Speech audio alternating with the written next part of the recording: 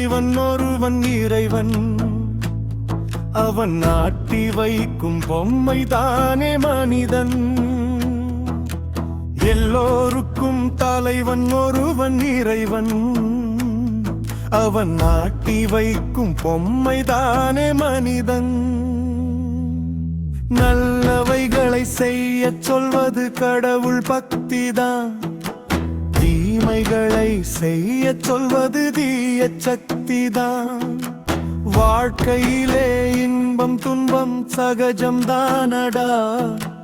ஏழ்மையிலும் நேர்மை இருந்தால் புனிதன் நீயடா.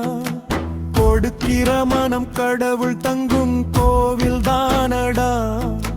கெடுக்கிற மனம் பேய்கள் தங்கும் கோட்டை தானடா. எல்லோருக்கும் தலைவன் ஒருவன் இறைவன். அவன் நாட்டி வைக்கும் பொம்மை தானே மனிதன்.